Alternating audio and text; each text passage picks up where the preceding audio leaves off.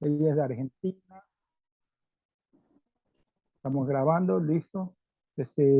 Valeria nos ayuda en los contactos. Ella no la conoce mucho, pero yo les diré, ella nos ayuda mucho en estas charlas, en estos contactos. Nos busca personas, busca sacerdotes.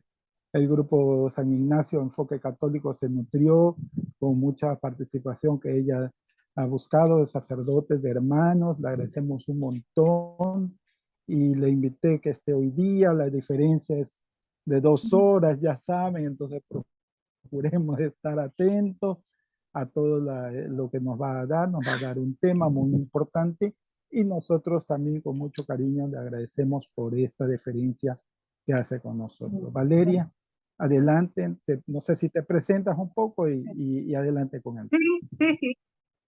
Sí. Buenas noches a todos.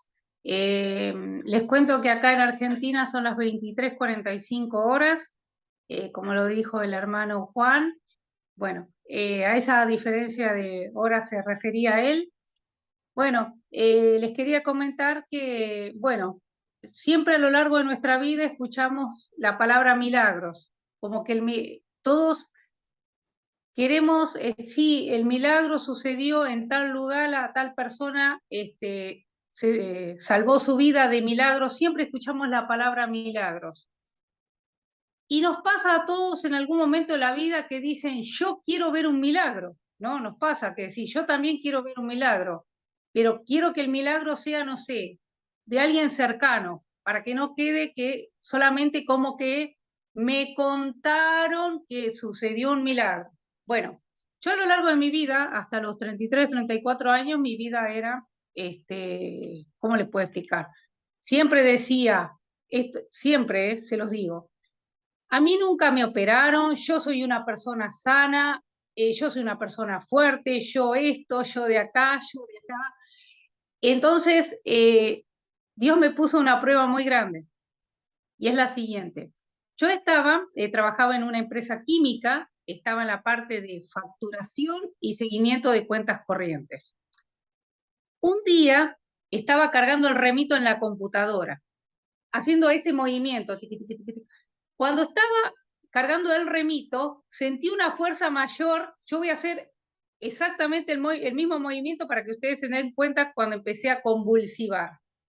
Se torcía mi cara, se empezaron a torcer mis brazos así, como una fuerza mayor, como si alguien me torcía la cara, me torciera la cara y del otro lado me torcieran los brazos. Y lo único que alcancé a decirle a mi compañera, que estaba al lado, justo en el escritorio de al lado, bueno, la llamé Marisol, lo único que recuerdo. Y después me desmayé, empecé a convulsivar. Cuando uno está en la convulsión, por así decirlo, este momento de la convulsión, quedé, es decir, caí de la silla, quedé estirada en el piso, estirada como si estaría durmiendo, los ojos abiertos y empecé a tomar un color violáceo en mi cara. Mis compañeras de trabajo gritaban porque pensaban que me había muerto, que me estaba muriendo. Entonces gritaban pidiendo auxilio, auxilio, auxilio. En ese momento llamaron también algunos a la ambulancia, corrían, eso es lo que me comentaron ellas, que pedían auxilio porque, claro, por el color violáceo que tenía, los ojos abiertos, no respondía directamente, era como que no estaba, una persona se estaba yendo de este mundo. Bueno, vino la ambulancia, recuerdo que me subieron a la ambulancia y me llevaron a toda velocidad a un hospital.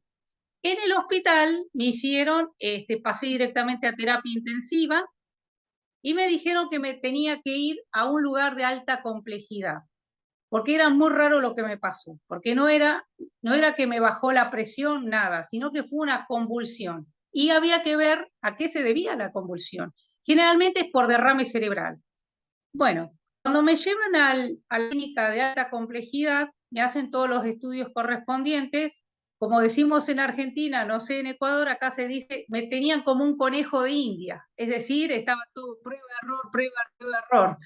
Entonces me iban haciendo todos los estudios correspondientes hasta que detectaron en varios estudios que tenía en mi cabeza desde nacimiento como si fuera un nidito que se llama malformación arteriovenosa cerebral. Es decir, que yo a medida que iba creciendo, el nidito iba creciendo conmigo. Y ese nidito era el que producía el derrame, y el derrame que producía la convulsión. El tema era que si a mí me seguían, yo seguía con esos estados de convulsión, la próxima vez me podía tocar, una convulsión te puede tocar el lado de la motricidad, el lado de lo que es el habla, en el peor puedes quedar en estado vegetativo y en el peor de los casos, bueno, partir para la otra vida. Bueno, cuando me hacen todos los estudios me dijeron, bueno, usted tiene una malformación arteriovenosa cerebral y la tenemos que operar. Claro, se imaginan que para mí era una sumatoria de cosas, porque yo me sentía bien, porque yo decía, yo soy una persona sana, ¿por qué tengo que estar pasando por esto? ¿Por qué tengo que tener un derrame? ¿Por qué me tienen que pasar estas cosas? ¿Por qué a mí, Dios, me tienen que pasar estas cosas? Bueno, llegó el día de la operación. Mientras tanto, tomaba anticonvulsivante para no tener otra convulsión y tengo un derrame, otro derrame cerebral. Bueno, cuando me operan, la operación tendría que haber durado 5 horas. Duró 7. Hubo una ¿por qué no? Cuando empezaron a trabajar acá en la zona, y acá tengo una, no se nota mucho, pero tengo todavía, bueno, la marca ahí de la cicatriz de la operación. Bueno, la operación duró 7 horas. En el transcurso de esas 7 horas, mi mamá estaba afuera, bueno, en lo que es en lo que es le permiten estar a los familiares de los pacientes que están en el quirófano. Estaba en ese sector, mi mamá rezaba todo el tiempo rosario, rosario, rosario, y pedía a Dios nuestro Señor que por favor salga bien de la operación. Cuando salgo de lo que vendría a ser el quirófano y pasa el efecto de la anestesia, yo me encuentro con toda la cabeza toda vendada, para que se den idea. Este brazo me respondía bien, muy bien, todo. Y yo noté que estaba en un estado muerto, como si fuera un péndulo, un punto muerto. Entonces, digo, debe ser por la anestesia. Bueno, dentro de unas horas, cuando pase la anestesia, el brazo va a reaccionar. Yo pensaba todo, que eso iba a suceder. Bueno, ya me operaron, no va a pasar nada, está todo perfecto, listo, después me sacarán las vendas, es lo que pensaba en ese momento. Las horas fueron pasando. El neurocirujano se fue a su casa después, porque me terminó de operar a la madrugada, él se fue a su casa a dormir. Calculé más o menos a las 8 de la mañana, mi mamá, bueno, como estuvo toda la noche, ya llevaba casi más de 12 horas, se puede decir, sí, no pudo descansar nada, vino a mi casa a buscar una ropa, en fin, lo que yo necesitaba. Y ella también un poco, bueno, a preparar sus cosas. Cuando mi mamá se va, viene una junta médica. Eran 5, nunca me voy a olvidar. Viene el jefe de terapia intensiva y otros 4 médicos más. Y me dicen, paciente, dice, ¿tiene movilidad en el brazo? Ellos ya sabían que yo no tenía movilidad en el brazo izquierdo. Entonces le digo, no, pero le digo, debe ser el efecto de la anestesia todavía. Y me mira y me dice, ¿todavía no le dijo a su neurocirujano que su brazo se va a quedar así por vida? Lo que fue para mí fue como la vida. Decir, ¿para qué me operaron? ¿Para esto? Mi brazo toda la vida va a ser un péndulo y mis sueños y mis proyectos, ¿qué pasó? No me puede estar pasando esto a mí. Entonces todo el tiempo era, ¿por qué Dios tengo que pasar esto? ¿Por qué Dios? Y lloraba, por supuesto, ya porque ya entré en depresión. Entonces, pasaron unas horas y viene el neurocirujano que me operó y le conté lo que había pasado, que vino la junta de médicos, que me dijeron que mi brazo iba a quedar así de por vida. Entonces él me dice, bueno, dice, vos sos una mujer de fe, ahora tu fe está a prueba.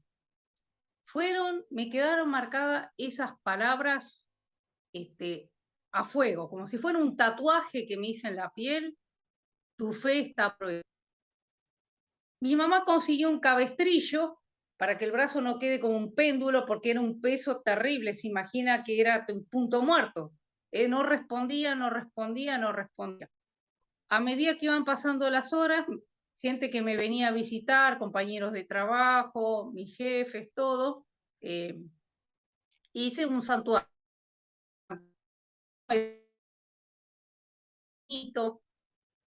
y había hecho como un santuario porque era todo lo que tenía, era mi fe, era Dios. Lo único que yo tenía en ese momento era Dios, es Dios. No había, Él era el que podía hacer el milagro, Él podía despertar este brazo, Él podía curarlo. Entonces ahí empecé con lo que se llama mi fe estuvo a prueba. Pasaron unos días, me dan el alta, vuelvo a mi casa. Ustedes no se imaginan la angustia.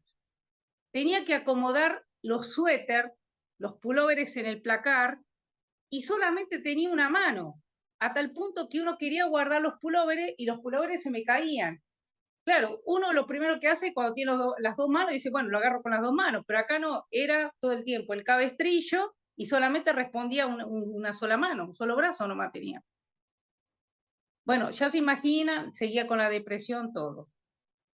Yo recuerdo que era invierno, el mes de mayo, y en mayo aquí en Argentina es pleno invierno. Yo rezaba en el piso helado del invierno frío y solamente podía levantar esta mano, porque esta, bueno, está con el cabestrillo, y suplicaba a Dios. Le suplicaba día y noche: Dios, por favor, los milagros existen, los milagros existen, los milagros existen. Y le pedí, tuve que buscar, es decir, dentro de todos los santos, de los cuales a lo largo de toda mi vida les pedí, les hice distintos pedidos, me llegó la historia de Santa Madre Maravillas de Jesús. Es una santa española, es una historia muy linda que después la voy a subir al grupo, la historia de Santa Madre Maravillas de Jesús. Es una monjita. El tercer milagro por el cual fue en la Argentina, en Nogoyá, Entre Ríos. Bueno, yo le pedí a Santa Madre de Maravillas de Jesús que sea mi abogada ante Dios. Dije: Dios, yo soy pecadora, yo me porté mal, yo en mi vida hice esto, yo no me porté bien, yo me merezco pasar por esto. Pido a Santa Madre Maravilla de Jesús que lleve mi pedido ante Dios, que sea la intercesora entre Dios y mi persona, que sea un puente. Y pedía y pedía y pedía. Bueno, los días fueron pasando. Yo seguía rezando, obviamente, seguía con la angustia, todo. Bueno, quería escribir a tal punto que trataba de agarrar una lapicera y se caía. Porque yo soy zurda encima para todo, para escribir para todo. Entonces no me respondía el brazo ni la mano. Y supliqué tanto a Dios nuestro Señor hasta que un día sucedió el milagro. Empecé, levantaba el brazo, bueno, obviamente la mano para rezar, y ya mi bracito iba así. Y después iba así, y todo iba un poquito, de a poquito, de a poquito, de a poquito, hasta que las pude llevar a mis dos manos y a mis dos brazos. Y cuando lo pude hacer, hice esto, en agradecimiento a Dios nuestro Señor, de rodillas, llorando, dando gracias, y rezaba y rezaba y rezaba.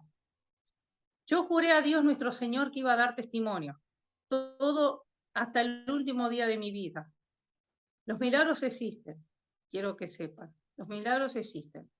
A veces uno piensa que Dios no nos escucha, como decimos, no, Dios teléfono, escucha a nosotros, escucha a otros, pero a mí no.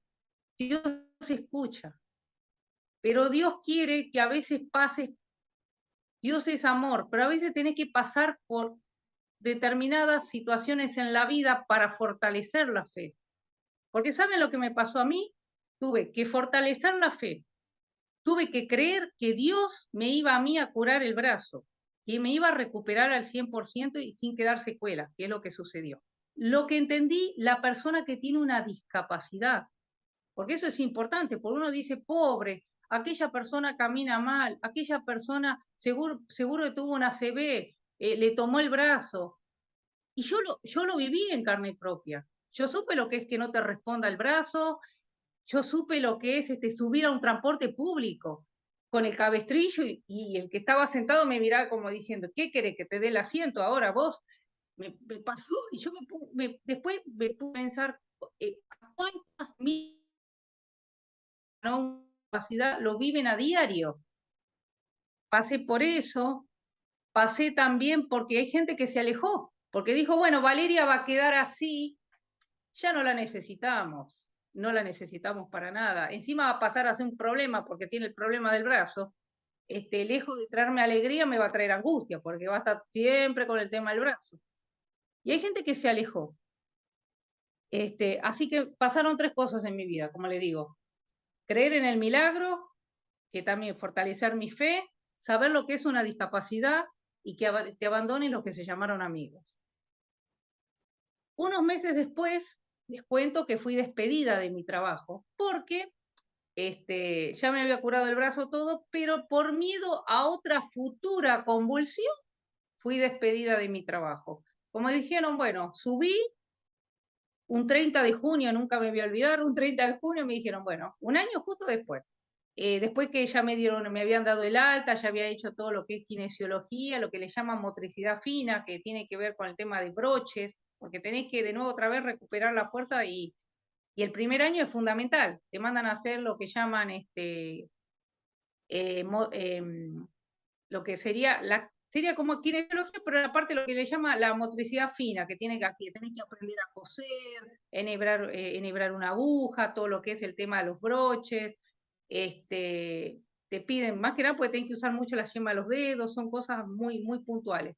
Después hacía la otra kinesiología que era ya de fuerza, que tenía de pronto que hacer determinados movimientos, como agarrar una pelota, todo ese tipo de cosas. Bueno, una vez que mis jefes se aseguraron que yo tenga el alta, me despidieron.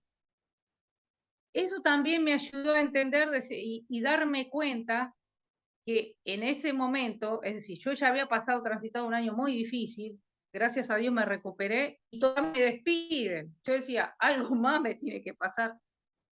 Y uno aprende también otra de las preguntas que me hacía, ¿por qué Dios me pasa esto a mí? ¿Por qué a mí? ¿Qué hice yo para merecer esto? Y empezaba a compararme, sí, ¿por qué es malo yo? ¿Por qué él es más malo que yo? ¿Por qué a él no le pasa y a mí sí? Y bueno, había un propósito. ¿Por qué lo tenía que vivir? ¿Por qué lo tuve que transitar? Era por esto, para dar testimonio, para poder, como les decía, entender a una persona con discapacidad, poder entender aquí a la persona que es despedida de su trabajo, entender a la persona que la abandonan sus amigos. Y bueno, ¿qué les quiero decir con esto, hermanos? Que los milagros existen. Y acá hay un caso de un milagro y puedo inclusive, no tengo ahora la historia clínica, pero la tengo que buscar, la tengo archivada, no hay ningún problema, puedo mostrar todo para que vean que bueno, que lo que fue, ¿no? Para mí fue en ese momento un vía crucis. Lo sentí sinceramente como digo, iba transitando estación por estación por estación, salvando las distancias, por favor, con nuestro Señor Jesucristo, que no hay punto de comparación. Lo mío no es nada. A eso es lo que me refiero. Pero bueno, lo que les quiero decir con esto, hermanos, que los milagros existen. Y el primer milagro se llama vida. Levantarte cada mañana, tener tus dos brazos, poder ver la luz, poder poder agarrar un vaso de agua y tomar, tener motricidad, poder soñar, poder decir, Dios, hay proyecto para mi vida, esto. Dentro de, no sé, 4 meses, proyecto para mi vida, esto. Eso se llama, es el primer milagro, que no lo vemos al milagro. ¿Saben por qué? Porque estamos pendientes de otras cosas que no, por así decirlo, nos distraen. Por ejemplo, cosas materiales, que eso va y viene, cosas que no, la verdad que no, temas de conversación que no nos llenan, ¿viste? Que no son cosas que nos van a dejar algo bueno. Es decir, podemos perder el tiempo en un chisme cuando nos está pasando, dar gracias a Dios, tengo vida, tengo ganas de hacer cosas, de proyectar, quiero usar mi tiempo para cosas valiosas.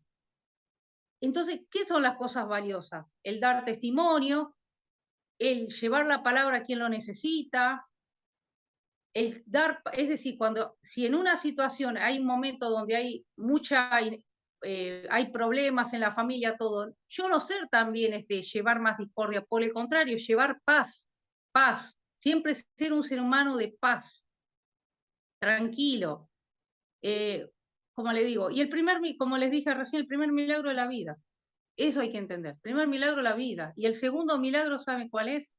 Ser un soldado de Dios en la tierra. Ser un soldado de Dios en la tierra, porque somos soldados de Dios y tenemos que defender nuestra fe. De todo, absolutamente de todo. Y si en algún momento la tenemos que defender de nosotros mismos porque empezamos a dudar, no se puede dudar. Se tiene que defender. Tenemos que defender nuestra fe. Y tenemos que defender, como les digo, somos soldados de Dios y tenemos vida. Esos son los dos grandes milagros.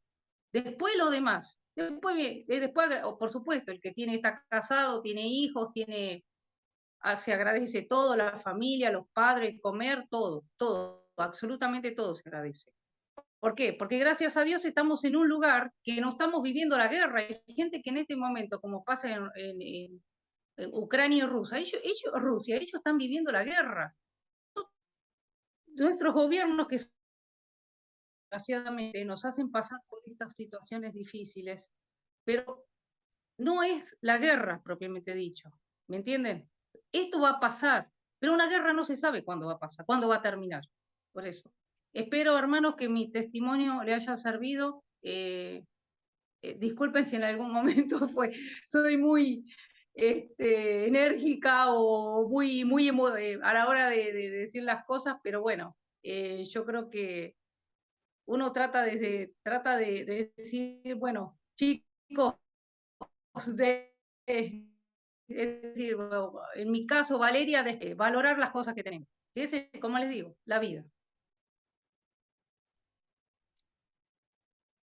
Amén. Amén. Gracias, gracias Valeria, gracias por ese maravilloso testimonio, gracias por esa enseñanza. Es un gusto conocerla. Es un gusto. Gracias, igualmente. Y qué hermoso testimonio. Es un testimonio real, ¿verdad? Que lo cuente la misma persona. Es un testimonio de Dios. Ay, disculpen mi emoción. No, Solamente tranquilo. le digo a todos, chicos, vivir, proyecten cosas. Y la vida es un milagro. Den gracias, Pasan muchas cosas lindas alrededor. Sí, con lo lindo, porque pasan cosas lindas en este mundo, ¿sí? Y en tu vida también pasan cosas lindas. Como dices tú, la vida es un amanecer cada día. Si del hecho que abres tus ojos y ves la luz del día, qué maravilla, qué hermoso, ¿verdad? Tú en especial, tu brazo y todo eso, oh Dios, es verdad, porque a veces perdemos la fe. No es que no siempre, sino que el trabajo, todo, te pones a veces es que reniega o cuestionas a Dios. ¿Por qué? Como dices tú, ¿por qué yo? Y Dios te hace reaccionar y te dice, pues tú eres la afortunada de tener que te haya tu brazo y que te hayan operado, pero de ahí vas a tener la gracia de sanar. Y esa bendición de Dios y la fe es la que nunca debe de perderse. Sí, es un gusto ver de escuchado y ver conocido. Que Dios las siga bendiciendo eternamente y que sea un eje principal para todos nosotros en el grupo. Muchas Gracias, gracias. hermano. Buenas noches. Hermanita Valeria, una Descansen. consultita. ¿Y ahora su vida es normal? ¿Usted trabaja? ¿Usted hace su vida normal? Sí, ¿O sí, hay sí. algo diferente? Sí, sí. Con los años, sí, sí. Vida es normal, no quedaron secuelas, nada. Lo único que les digo es, la cicatriz, que acá no va a crecer el cabello, pero no importa. Pues digo, bueno, me lo peino al costadito, pero eso pasa a ser un detalle. Comparado, como les digo, no, recuperé, gracias a Dios. Sí, aparte soy zurda. Tengo que hacerlo todo, escribir todo con la mano izquierda. Sí, sí.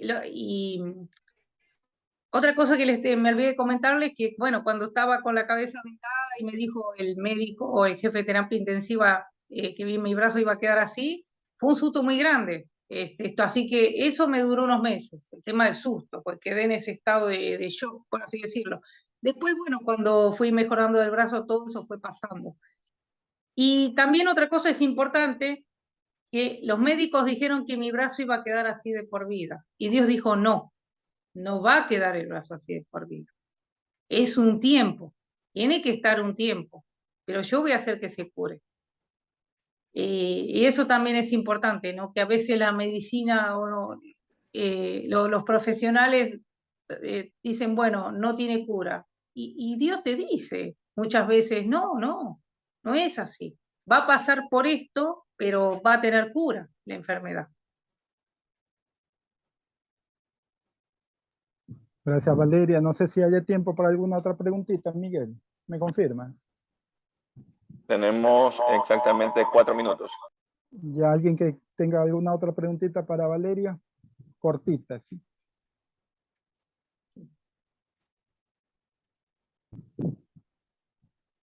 Además, adelante, adelante. Pues nos están No dando sé si nos agradecimiento. podría decir algo de la santita que dijo, porque yo es la segunda vez que escucho a la Santa Madre Maravillas. Casi no había hablado de ella y me gustó escuchar eso de Valeria, porque la había escuchado una vez y ahorita es la segunda. La segunda. Sí, es hermosa la historia. Igual les cuento, hermanos, que lo voy a subir al grupo. Ahora cuando termine el Zoom, voy a subir la historia porque quiero que otros hermanos la conozcan también, porque fue mi abogada. Y hoy, en este día especial del Día de los Santos, dar testimonio que una santa fue mi abogada ante Dios es maravilloso, es hermoso. Después he tenido mis experiencias con otros santos, pero es decir, San Expedito, entre otros santos, pero la Madre Maravilla sí, sí, sí. Tengo entendido que es como una persona que venía de una clase social muy alta y ella decide, bueno, en un momento renuncia a todo y decide ser monja. Y empezó así su trabajo. Y de a poquito fue haciendo fue teniendo su grupo de hermanas, hizo un gran trabajo con sus hermanas, ayudando al prójimo, hizo muchísimo. Y el tercer milagro fue acá en Argentina, en Nogoyá de Ríos. En el video que voy a subir, cuenta bien en detalle cómo fue. Y fue la verdad que yo no conocía de ella. Yo escuché por primera vez en ese momento hablar conozco un caso que una persona pidió a Santa Madre Maravillas y bueno, y fue eso lo que sucedió. Le pedí a la Santa y bueno, gracias a Dios el milagro, bueno, sucedió y como les digo, como dije recién, el primer milagro es la vida. Levantarse cada día y proyectar cosas y soñar y no dejar y agradecer que podemos ver la luz del sol, que vemos el verde de nuestro jardín, disfrutar de nuestras mascotas, empezar a valorar esas cosas, no tanto quedarnos como le digo, con lo material. Lo material va y viene, eso, lo de menos, pasa a ser secundario. Hay cosas que valen muchísimo más, muchísimo más. Y como le digo, y lo que sé, la vida vale oro. Ustedes no saben lo que es, la vida vale oro, oro, oro, oro. No, no, no. Y bueno, no hay que dejar, como les dije, proyectar cosas y estar bien. Trata y llevar paz, sobre todo, al prójimo, a uno mismo. Primero uno lo hace por uno mismo también. Siempre tratar de estar en estado de paz, siempre ser humano. Porque cuanto más paz tenemos, les cuento, somos seres humanos de luz. personas de luz. Nuestro espíritu pasa a tener luz. Cuanto dejamos que la emoción, que nuestras emociones dominen la razón, se terminó la paz. Ya no hay paz. Entonces, tratar de estar siempre en ese estado espiritual, rezar, pedir a Dios, tratar de ser un ser humano de luz. Ser eso, tratar de ser eso en esta vida, un ser humano de luz y cosa de, claro, porque uno con la queja, aunque usted no lo crean, ustedes con la queja se van después oscureciendo espiritualmente. Y es como que somos un imán de más oscuridad y más oscuridad.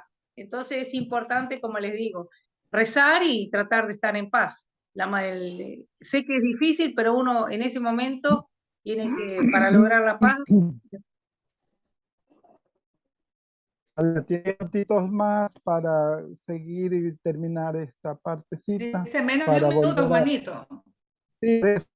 Vaya. Hacer el segundo Bueno, un enlace. Sí, ya, 10 minutos más nos Bueno. reconectamos por 10 minutos 10 más. Sí, minutitos último más enlace. para terminar la Sí, idea, ¿sí? solo para terminar alguna pregunta más. En el segundo enlace hacen clic en el segundo enlace. Está bien. Sí, sí. Listo. Bueno. Pero esperemos que termine porque no se puede. Sí, sí, sí. Está bien. No, Este,